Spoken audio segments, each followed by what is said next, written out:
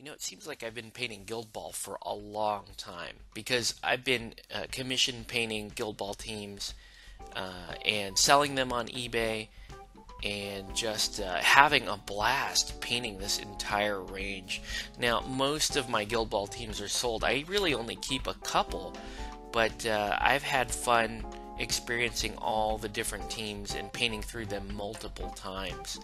It is commission painting, so sometimes it can seem tedious, but with a range like this, you're just going to have fun. So let's paint something for me this time. So I've got a Vet Brisket here that I'm going to paint just for fun. You can follow along on the bottom. I'm not really going to call out too much that I'm doing here, mainly because this is all pretty straightforward stuff. If you've watched any of my other painting videos, there's really nothing new to learn in this one, other than, you know, this is just me kind of having a good time. You know, I'm in between commissions right now, which is nice. You know, it's nice to have a break, and when you have breaks like that, you want to paint something for you. And for me, it's going to be models like this Vet Brisket, which I think is absolutely awesome. It's a single piece metal miniature, so I can't really ask for anything cooler than that. So I really only have to put in one pin, and then I get to put it in whatever base I want because I don't have a team associated with this model, which is funny because I must have painted about 4 or 5 different Butcher's teams. You may actually see some of them on resale on eBay, some of the folks that have bought from me. But I want to just paint this one for fun because I've always wanted to paint this miniature, but not necessarily keep a Butcher's team. But how cool is it that, you know, I mentioned on my live stream a little while ago that I'd probably be playing a lot of Union this season, and it just so happens that our girl Brisket here is now a Union captain. How freaking cool is that? So I'm going to paint this one for fun. I don't know, I might give this one away or give it to a friend. I don't know. I was going to use it as a proxy Captain Brisket until that model came out, but that model's like just about to come out, so so we're all good. I get to paint that one too. Who knows, I might record that as well. And I'm just kind of painting this one the way I want to paint it. It's actually fairly close to the studio art, but you know, when I'm painting stuff like this for fun, I play around a little bit with the color scheme.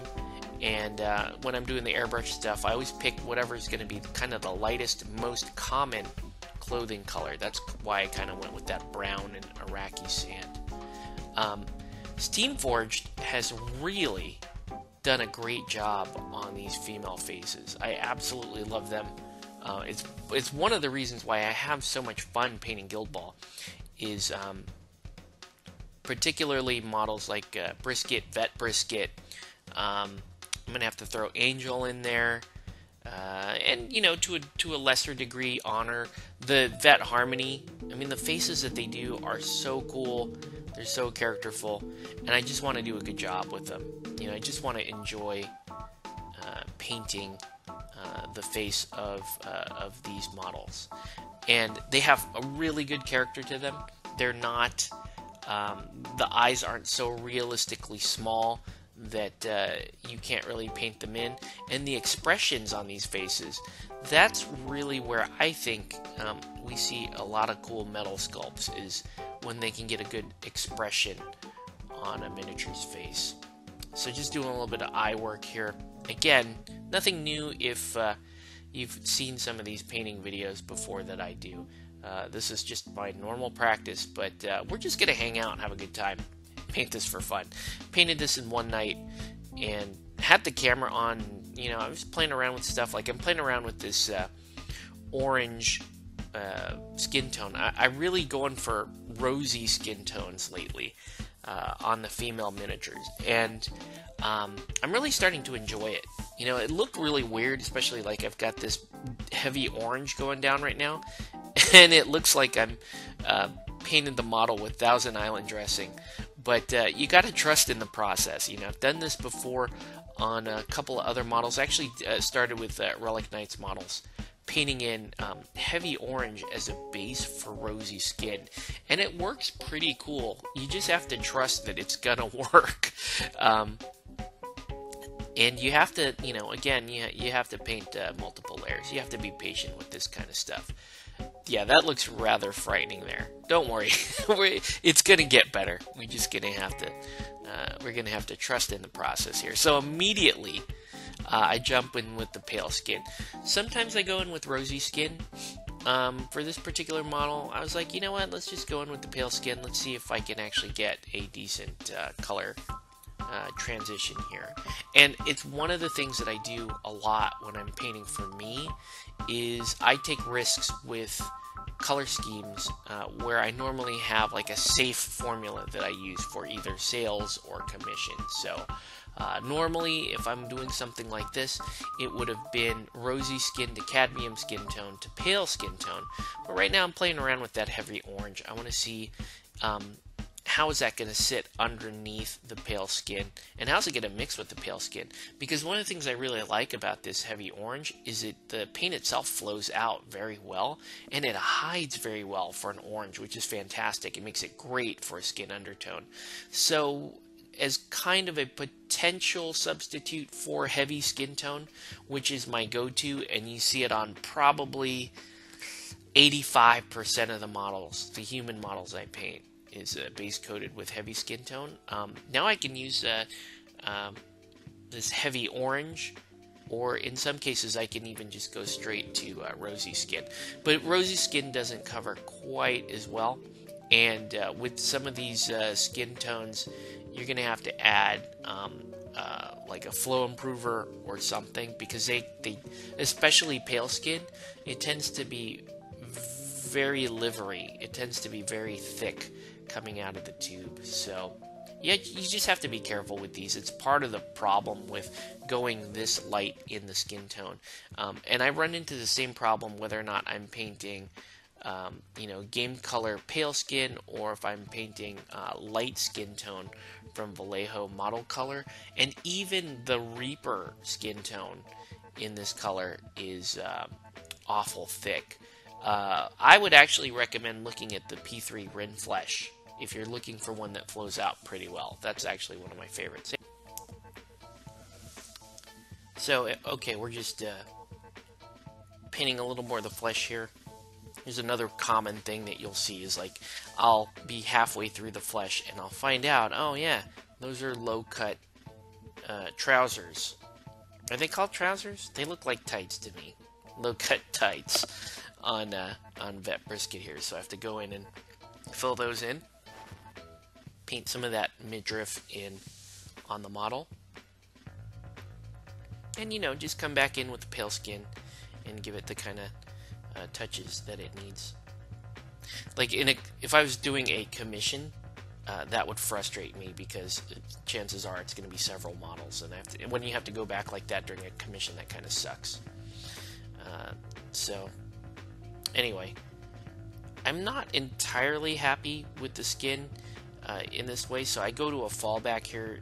I put some flesh wash on. Ideally, I don't want to have to put flesh wash in, but sometimes you get in a little too far into the highlight color, and you just don't leave enough shadow in the model.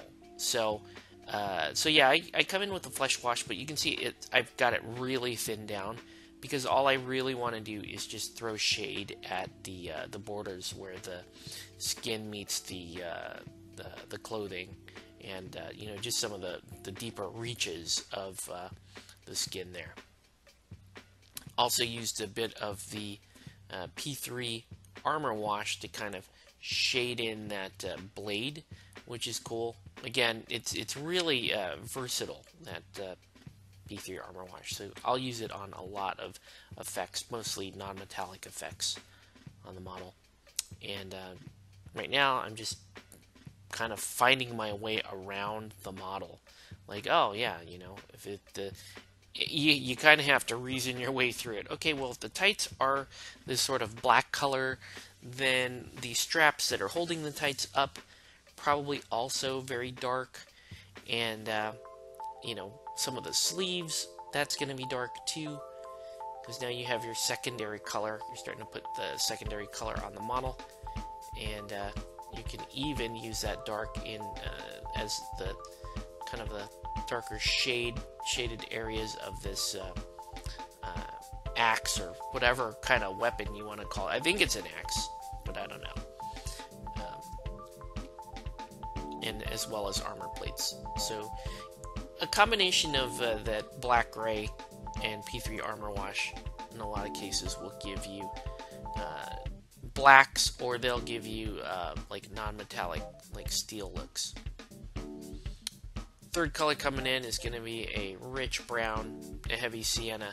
Heavy sienna has become one of my go-to colors from Game Color because it's just the right shade of brown. It's great for leather. You can even use it for bark. It's a really versatile color. It's a rich brown, and it's got a little bit of a red, a ruddy tone to it. And it's just great for things like leather on boots, and belts, and straps, and gloves, and all kinds of stuff like that.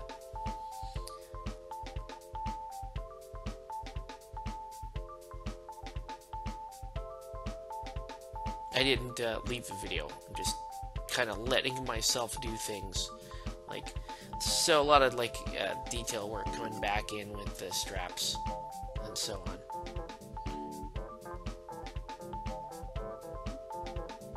And now I'm gonna put some shade on the lighter beige parts of the model.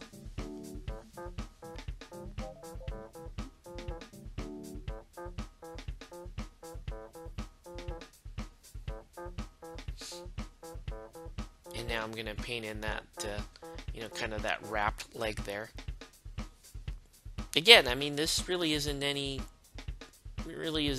like groundbreaking stuff happening in this video, but it's just me having some fun, playing around with a model, getting it to where I want. Red hair is always interesting. I don't have an absolute fantastic base color for red, so a lot of times I'll just take an orange and a brown, or an orange and like a sienna color, and mix those together. Depending on what kind of red hair do I want. Do I want like more cartoony red hair? Do I want more like red-brown hair?